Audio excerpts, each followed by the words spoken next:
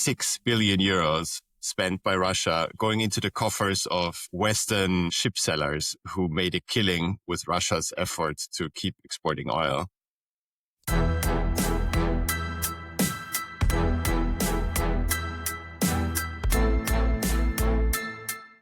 Follow the money. This is the podcast of the European investigative newsroom Follow the Money. In each edition, we dive into a recent investigation exposing Europe's power brokers. From deceiving companies and financial fraudsters to influential lobbyists and corrupt politicians. I'm your host, Emma Duchatinier, recording here from Brussels. And as always, I'm joined by Alexander Fanta in Vienna. Good morning, Alex.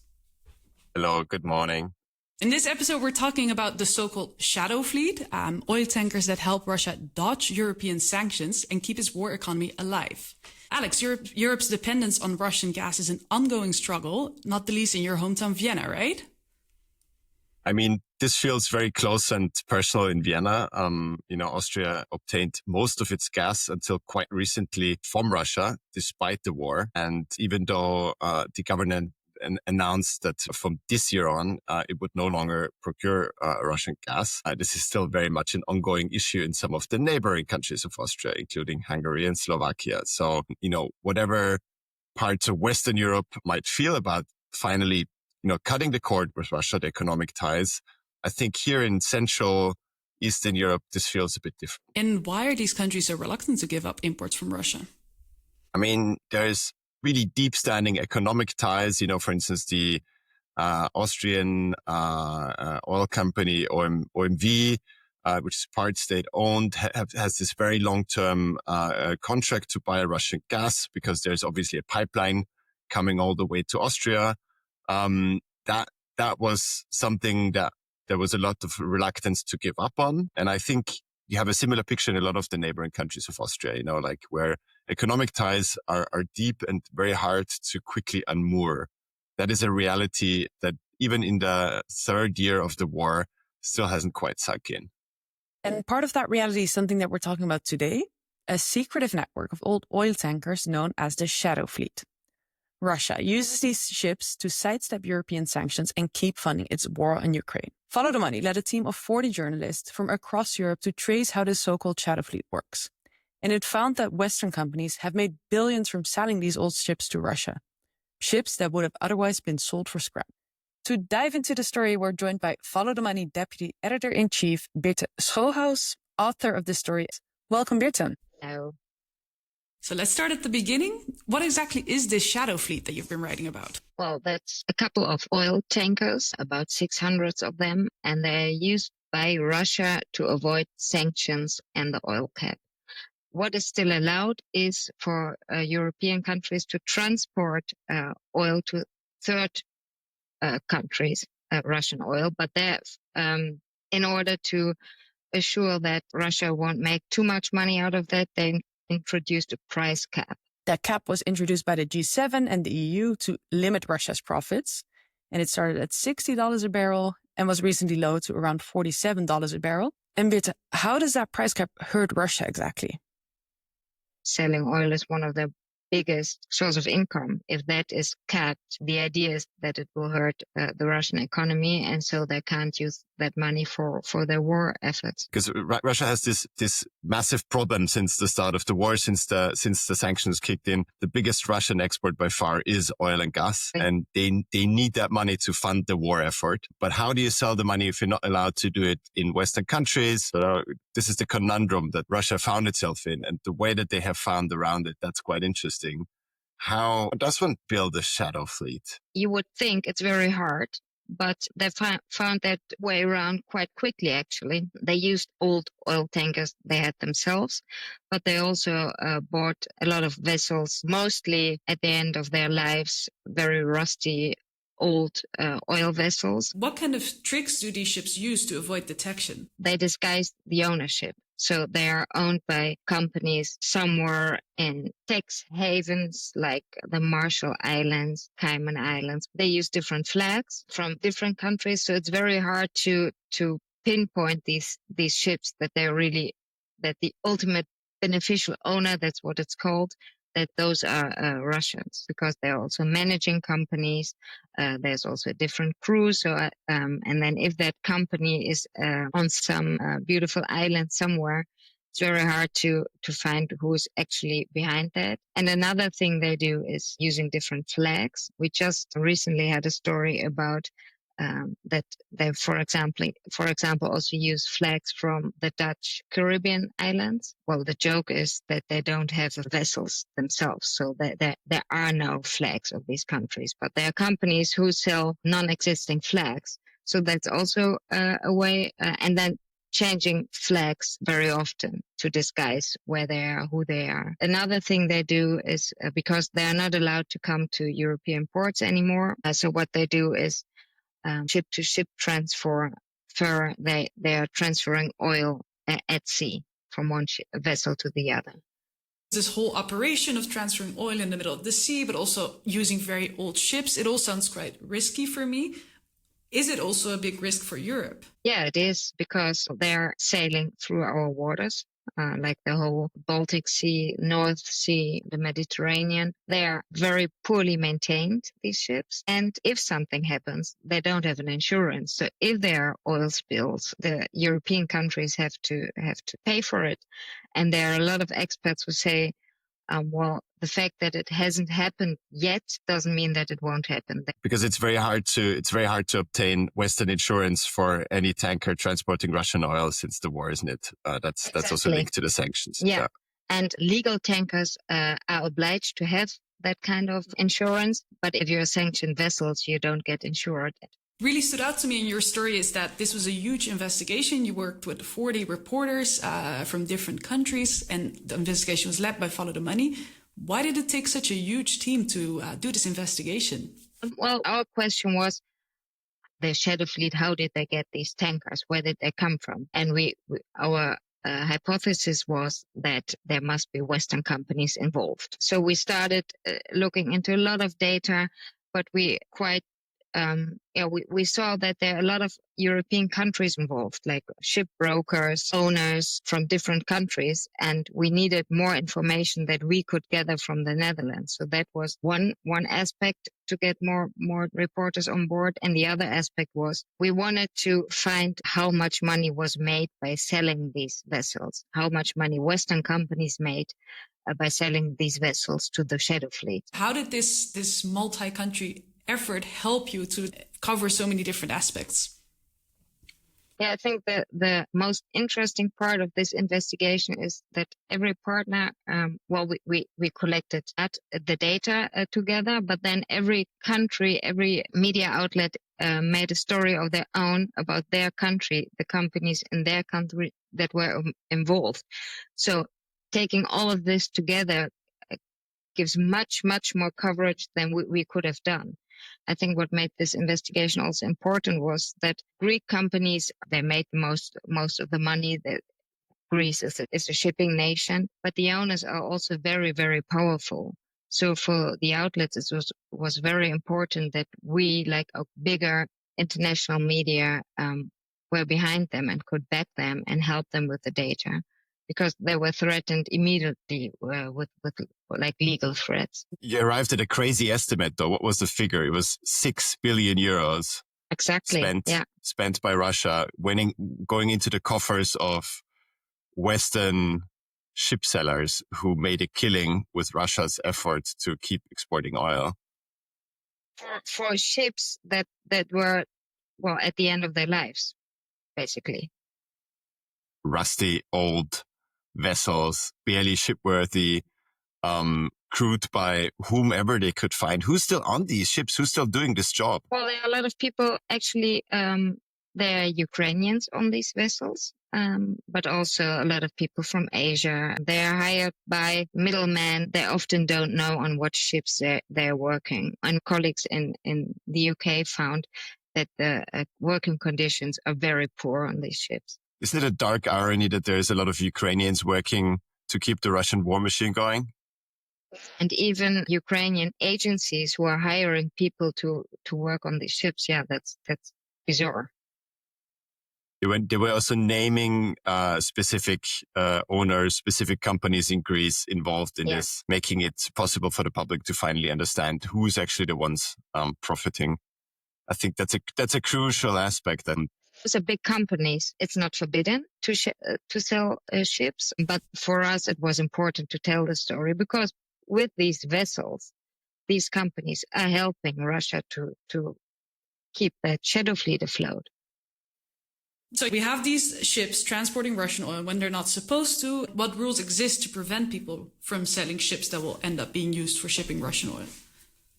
The ships are not allowed to visit European harbors and ports. The EU wanted to introduce a rule that they also had to say in the contract that the ships will never be used in the shadow fleet. And that rule is not established because there were countries like Greece, like Malta, that said that makes it so difficult for our industry. It will hurt us more than the Russians, so that they didn't want that. EU has recently introduced a new sanctions package, which is the 18th sanctions package. And as we already discussed, this lowers the oil price cap even further and targets individual vessels in the shadow fleet by banning those specific ships from entering European ports. And Alex, do you see that sanctions package as taking those final steps and really getting all in on this? I think not one single sanctions package can achieve that, at least not the ones we've seen so far. I'm not sure what Birte thinks about it, but I think, still more decisive steps are probably needed to go all the way.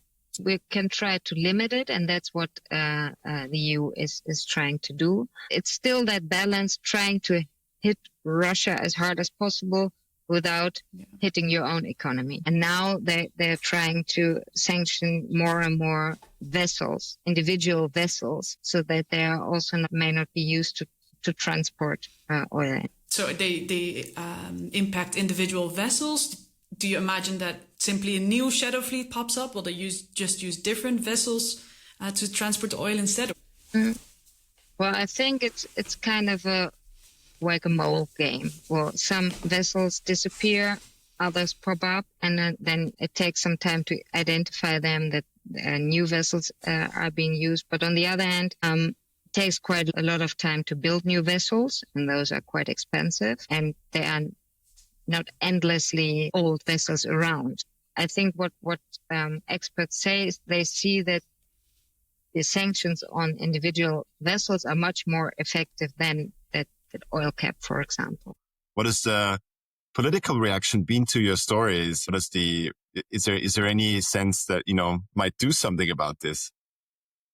It's difficult. In some countries, I think it was in Germany, there was quite an outrage. They didn't know. Politicians didn't know about this. But in other countries, I think that's one of the reasons why it took so long to get new sanctions, is that there are also countries like Greece or Malta that are dependent on the shipping industry and transport industry. And at the same time, we did make tighter rules, and we do have our efforts to prevent things like the shadow fleet, and it still happens. And in this regard, can we say, okay, the rules are just not tight enough, or people are not playing by the rules? Who can we blame in the shadow fleet story? Who has the responsibility here to stop this from happening? Well, I think if there was one person or one entity to blame, it was quite easy to stop it. I think there are different factors. And discussion that we had was like, okay, it's not against the law to sell these vessels. So how much of a story do we have? And that was something we discussed quite a lot. But then on the other end, we said, well, there's also a very big moral part in this, because they all said we sold them to some middlemen. We didn't know that the vessels would end up in the shadow fleet. But then on the other hand, I mean, if you're selling a vessel they know that they will more or less worthless, and all of a sudden you get millions for them, well, you can ask yourself, why is that, and who's going to use them? There are still people who profit from it. The ship traders mainly. Ship traders, but also people who are selling false flags, people who are transporting that oil. I mean, in a short period, if you're not caught, you can make a lot of money. Do you think they generally know that what they're doing is funding Putin's war chest? I mean, they all say that they don't. And it's well, who am I to say that they're lying? But I think they know the oil trade very well, and they know oil prices very well, and they know the prices for the vessels very well. But on the other hand, if you're a shipping company and you can sell your old vessels, it's like one expert made the comparison with trading old cars. And if you have an old car and you think it's worth 2,000 euros, and then there comes someone who says, well, but I'll give you 4,000 for it. Of course you do it. And you will sell all the other, you will sell all the other cars that you still have also to that guy because he pays double. Should raise some suspicion though. I think it's really interesting how, grappling with this problem of how to defund the Russian war operation, measures have been taken upon measures, and it's never quite clear what has a real effect or not. It's also the Russian economy has proven to be a lot more resilient as many people expected. Also because so much of it is revolving around fossil fuels. So, a more diversified economy might be hit by losing, 10% of revenue from tourism or trade or whatever. But the Russian economy being so focused on this one resource has shown that it's also very easy to commoditize. Everyone in the world buys a certain amount of oil. So, but I think that's the most difficult part. Russia is very much dependent on selling fossil fuels, but we are also very much dependent on those. So it's because when the war started, I mean, we all saw that it was very hard for all the Western countries it was simply impossible to say, well, we'll stop with Russian fossil products all of a sudden. That didn't happen. And this discussion is something we see, of course, in the shadow fleet. But in general, there's a lot of difficult to reach consensus within the EU about what to do in terms of sanctioning Russia. Also, when it comes to gas, for example, in 2024 alone, EU countries paid over $23 billion for Russian gas, which is more than they gave to Ukraine in military aid. The EU is still importing many pesticides from Russia. And our colleague Krijn recently also found that companies such as PepsiCo and Mars and ING are still paying billions in taxes to Russia.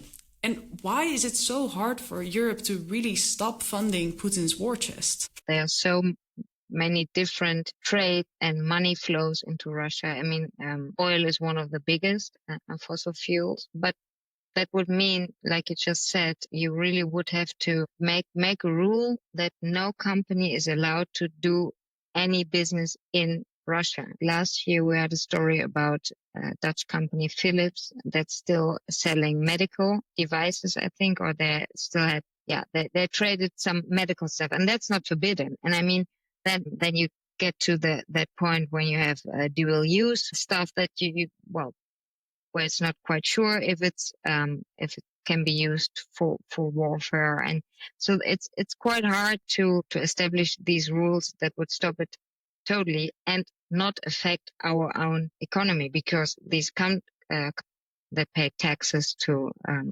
in Russia, they also pay taxes here.